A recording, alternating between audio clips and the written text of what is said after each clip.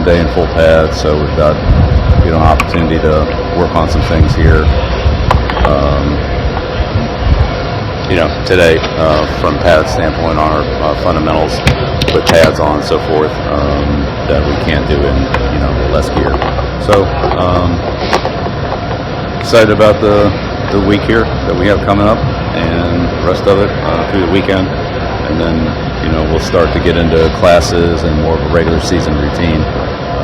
As the players get on a little different schedule, not a training camp schedule, but their daily academic schedule, and that's where we'll be the rest of the year. So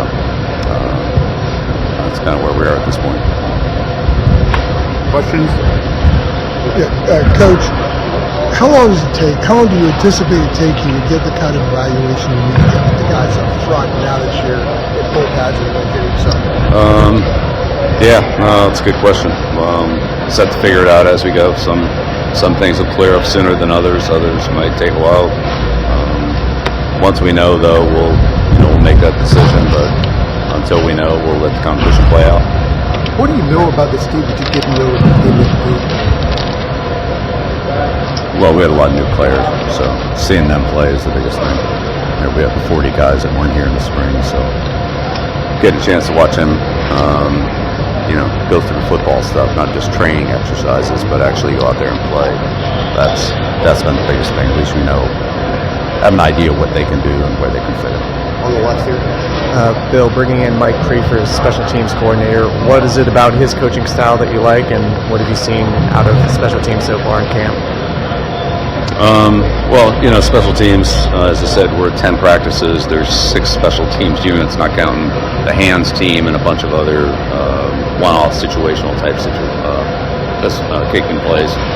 But, we haven't had enough practices to be very far along in any area, but we're moving along in every area. So it'll take a little while, but, Mike's got a lot of experience. I've known him for a long time. He's a very accomplished coach. Has a lot of experience and has worked with a lot of players, and I've seen us get a lot better. But it's an area of the game that we have a long way to go in.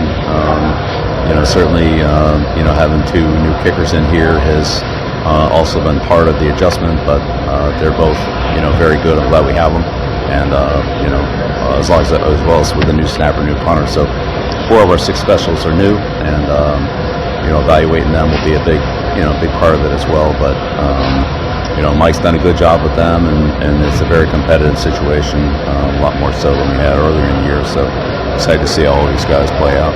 Back left. Bill, I wanted to ask you about the linebackers specifically as a position group. And a lot of new names. You need a program. Well, right, just your evaluation to this point of that group. It sounds like Andrew Simpson has played well in practice. Just what have been maybe your overall thoughts and some of those guys specifically, if you don't mind? Yeah, well, again, I'd say the evaluation is really for these players. All of them is probably coming in the next 10 practices.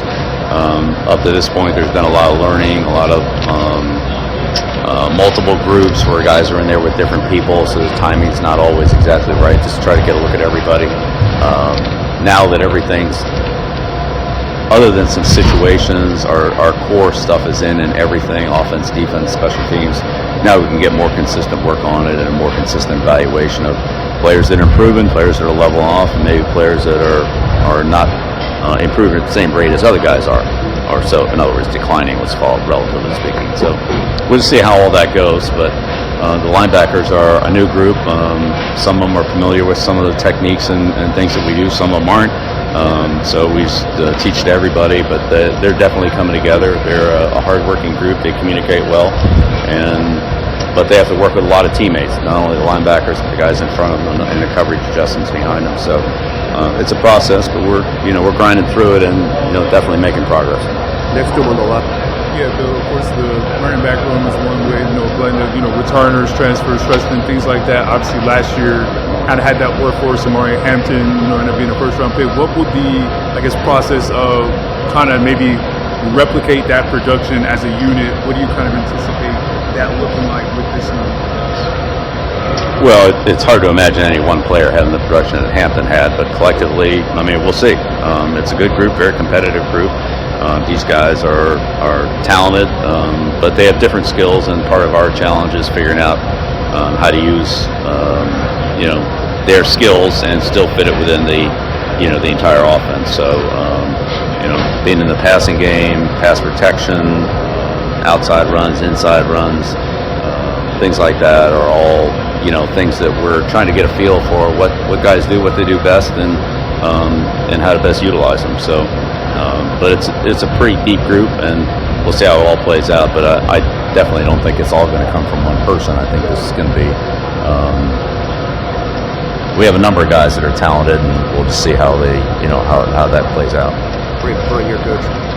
I know y'all have implemented yoga in the training regimen. Is that new this season, or was it in place last year? And to follow up, what?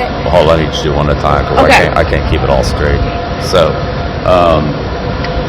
look, with all due respect, I'm not sure exactly what was or wasn't done here last year in all the different areas. Yoga is a recovery technique. It's not really a training technique. We use it more for recovery, and there are a lot of benefits to it, and certainly it's a good way after a couple, 3-4 days of hard practices to give the body a chance to recover, stretch, get the blood flowing, and so forth. So that's really what it's used for. I can't honestly comment too much on what happened when I wasn't here. Well, how has that improved or sped up the recovery process for the guys? Yeah, it's part of the recovery process. We do a lot of things for recovery, obviously food, nutrition, hydration, sleep, treatment, soft tissue massage, contrast tugs, yoga, rollers, stretching, those kind of things. I just rattled off probably a dozen of them or whatever. So there's a lot of things that we do. They're all part of it. Some guys use some more than others depending on what they're trying to accomplish. So it's a comprehensive program. It's not just based on one thing.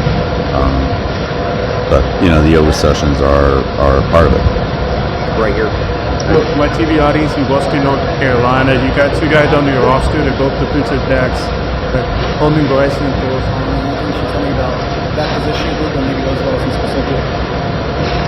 Yeah, both have had good camps. They've been out here on a regular basis. Again, that's how you get better. Is you're healthy, you practice every day, you improve every day, and then you stack those days together. And they've been able to do that. So, as I said, we still got a long way to go. Over half of camp is still remaining. So we'll see how much that improvement continues. But they've done a good job in terms of not just their physical skills, but communication, our defensive adjustments and things like that, which we're gonna, we have to do a good job of this year. Back to Cage. So, Coach, you mentioned that you've got your 4-stop installed at this point. One of the things that I'm curious about, that there are a lot of different ways that different coaches go about installing each schedule. How do you install that core stuff? I mean, you have the air raid guys that it's a 3-day install, they group keep multiple times. That sort of. Can you take us through a little bit about how your schedule works, especially, and maybe how about the differences between college and pro, and how you may have had to adjust that in terms of offensive and defensive installations, and what your schedule is for installations? Yeah, that's a great question. I don't think it's college and pro. I think honestly it's pads or no pads. You can install a lot of the passing game with no pads on, and guys run around, and honestly there's not a lot of contact, or you can eliminate the contact part and get the timing part of the passing game, the coverages and so forth. The running game's a little different story. So today's our second day in pads, full pads. So we're going to concentrate more on the running game because this is our chance to concentrate on it. It's not just knowing what to do, but it's actually working on the fundamentals of doing it. The double team blocks, the back blocks, the kick out blocks, the backs reading those blocks and so forth. So today the emphasis will be more on that because it's our opportunity to do it. Tomorrow, when we won't be in full pads, there'll be more emphasis on the passing game, third down passing, red area passing, 2-minute drills, things like that. So we try to, a little bit based on what we're wearing, emphasize what's, what we get the most out of. So not that we can't run routes in pads and we need to pass protect in pads, so it's not exclusively running, but it's one-on-one pass protection and running game, and in passing days it's more, pass pattern, screens, blitz pickup, things like that coincide more with what we're able to do from a uniform standpoint. So as far as the plays go, I think when you want to try to go full speed, that's not the day that you want to put in a whole lot of new plays. You want to have those in so everybody knows what to do, and then you see if they can go out there and do them. And so that's kind of where we are now. Back in the day when we had pads on every day, that wasn't a consideration. You just practice. Now you kind of have to, I would say, gauge your practices based on what drills you're actually able to do. Do an inside running drill with no pads on is kind of probably just asking to get somebody banged up. So we wouldn't do much of that. Last two on the right here. Bill, where have you seen the most improvement these first few weeks, and how these guys have implemented the fundamentals into the competition periods? I'd say the biggest improvement has just come as a team, embracing the program that we're installing, which is consistency, dependability, physical and mental toughness. Just being productive every day. Everything we do is important, and all the details are important, and so embracing that and embracing the little things and doing the little things right and so forth is it's hard. It's hard, but that's what it takes. And so gradually, I think we've done a better job of that. We're making a lot less mistakes than we made earlier, not just because we've done them more, but because I would say we care more about making sure that the little things are done right. So if we can do that, that'll bode well for us in the future.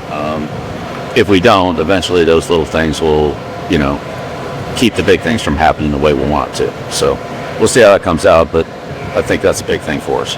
Last one on the right, Brian. When we talked to Mike Lombardi, he said that he wanted to build this team from the lines out. When it came to revenue sharing, how much did you adhere to the NFL model of that, and how much did you say we need to really build on the offensive and defensive line? All right. Well, I think that's a little bit more of a long-term question.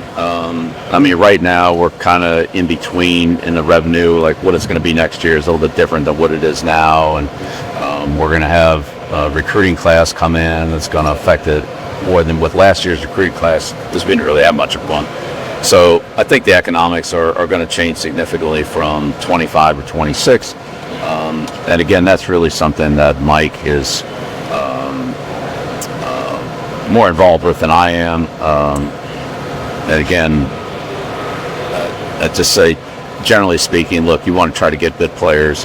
And I wouldn't want to lose a good player over a few $1,000s because, let's say we're over our budget.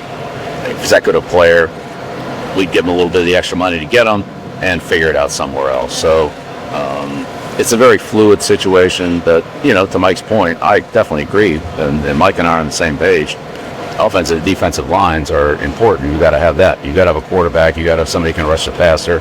You need somebody that can cover. You need somebody that can score. The guards don't score. All right, so somebody's got to be able to score points. So, it's not just that, but if you don't have that, it makes everything else a lot harder. So, in the end, you want to build a balanced team that can win on offense, defense, and special teams, because at some point you're going to need plays from each of those units to win critical situations in close games.